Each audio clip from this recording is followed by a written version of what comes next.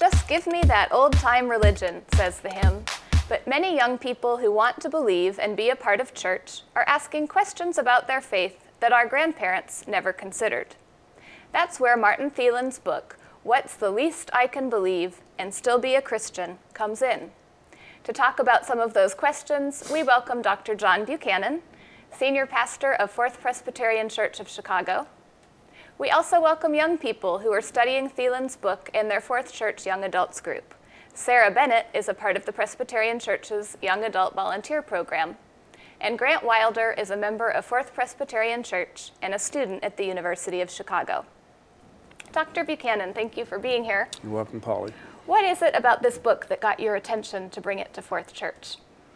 Well, the clever title, first of all. Who can resist a book with a title like that? But more seriously, Martin Thielen has a concept that I think is very important. A lot of the religion that the media seems to celebrate and give a lot of time to is not the same kind of expression of Christian faith that most of us are comfortable with.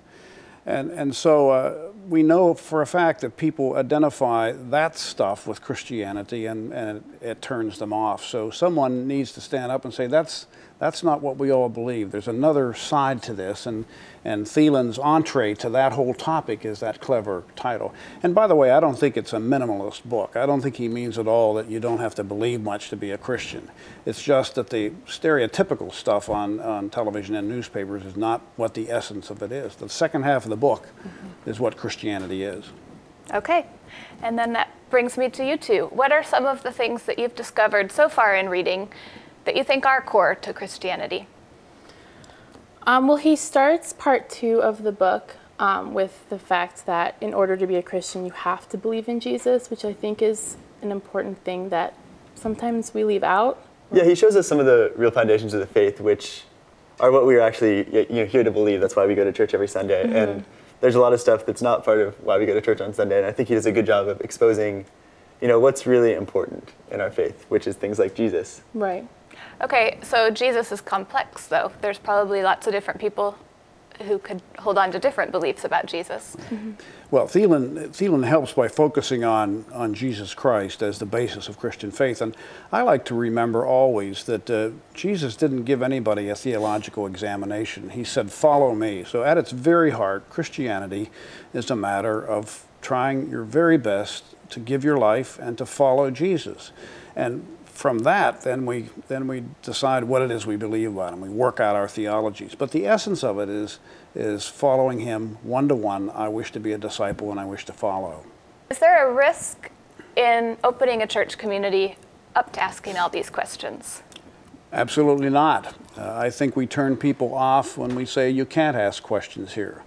I like to remind people that honest doubt has always been part of faith. If you didn't have any doubts, you wouldn't need faith. One of my favorite Bible verses is the man that comes to Jesus with a son to have him healed, and Jesus said, if you believe, he'll be healed. And the man says, in essence, I believe, help my unbelief. Mm-hmm. So I think we all have combinations of belief and unbelief. So doubt is not foreign to Christian faith at all. Thielen also mentioned in the book that doubt is essential to belief. You can't believe in something without first doubt, not without doubting it, but you have to have some level of doubt in order to have strong belief in something and to overcome that doubt. I think that's really important. Okay. Yeah, Thielen shows that asking these big questions can lead you to what is the core of our faith. Mm-hmm. And that's kind of the important thing we get out of this book, and that's why we're studying it, is what is the core of what we believe? What's like when he says what's the least, he really means like what's the most important. Mm-hmm. And so I think that's kind of what we're all getting at. Yeah. And as young adults, what is it about the theology or the practice at Fourth Presbyterian Church that draw you in? It's this open atmosphere of asking questions. It's a real intellectual, atmosphere where we can all talk about what do we believe, why do we believe it, and why is it important in America today as Presbyterians, as Christians, and just as people. Okay. Yeah. And I actually just moved to Chicago, so I haven't been going to Fourth for very long, and I actually work at Fourth Church. So I don't attend the Sunday morning worship. I usually go to the 4 o'clock jazz service. But when I was researching churches before I came to Chicago, I had kind of decided that Fourth was going to be my church, just because of the young adult ministries that they have and the children's ministries. I think it shows a lot, not only what you do on Sunday mornings, but also what you do for the community during the rest of the week. And so I really like that about Fourth. Terrific. Polly, I don't think being an open community is at all antithetical to Christianity. There's a new book that everybody's reading by Robert Putnam, who teaches at Harvard and in companionship with Charles Campbell, I think, at Notre Dame. And they're both sociologists of religion. Don't want to get in too deeply here, but they're saying that one of the reasons young people don't come to church is they're turned off by this absolute certainty and by some of the kind of rigid, judgmental, moral positions that the media people take. So I think there is a compelling appeal to a Christian community that says we're very serious about following Jesus, and we're also very serious about honoring your own personal journey and your own intellectual struggles and your spiritual struggles. We're in this community to work that all out together. Mm-hmm. Mm-hmm. I think one thing that's maybe we're facing more today that our grandparents didn't live in the same world as we do are the issues of people from other faith traditions. One thing that this book does bring up is that, that what we believe about other people is not necessarily something that dictates what a Christianity is, because you can be a Christian and not know what happens to everyone else who's not Christian. And so I think, for me, that's the most important thing that Thielen's book brings up about people from other faith traditions. Okay, that you don't have to have all the answers. You answers. don't have to have an answer to that. Right. And also that I don't believe that there is any one right answer. So just because I believe something doesn't mean that I'm going to push my beliefs on other people. I appreciate your comments, both of you, Sarah and Grant. I think a little bit of modesty is called for when it comes to what's the final end for everybody else. That's God's business. I'm happy to turn that over to God and let God sort it all out. I know what I believe. I know that I want to be a disciple of Jesus Christ, and I believe in the width and breadth and depth of God's grace. And so I think I'm comfortable saying I don't need to worry about that. Okay. It's pretty biblical also, by the way. The book of Romans, Paul struggles with what's going to happen to the Jewish people, and he goes around and around on all sides of it. And finally, he says, in essence, God's love is forever, and God will take care of things, so just stop worrying about it. There's plenty of other things to worry about. Right. Exactly.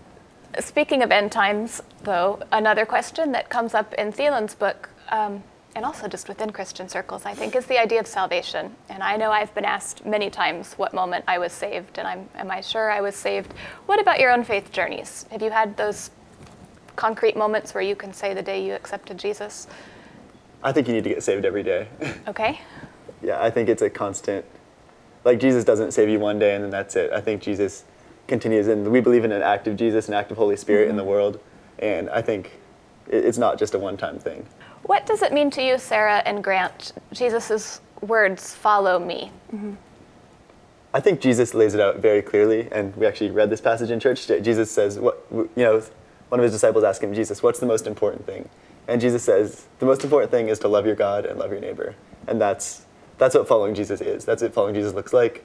And so I think Jesus gives us a really clear picture of what discipleship looks like. It looks like loving everyone. A lot of it is just the day-to-day things.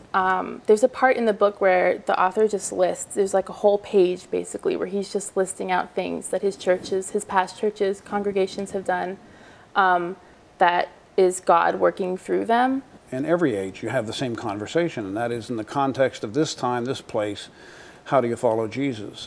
One of the most dramatic examples of that was Dietrich Bonhoeffer before and during the Second World War, who decided that following Christ meant participating in, of all things, an assassination plot on the life of Adolf Hitler, and for which he gave his life. So I think each one of us has to look around our world and say, how do I follow Christ? And I think that has political and moral and economic dimensions. It has to do with how you spend your money, how you structure your own personal moral life, with what kind of integrity you work in your workplace. So they're terribly important questions, and they're the old questions, but they're new in every age. Okay. Thank you, Dr. Buchanan and Sarah and Grant, for being here today. I'm Polly Toner for Different Drummers and the Greater Chicago Broadcast Ministries. Keep the faith.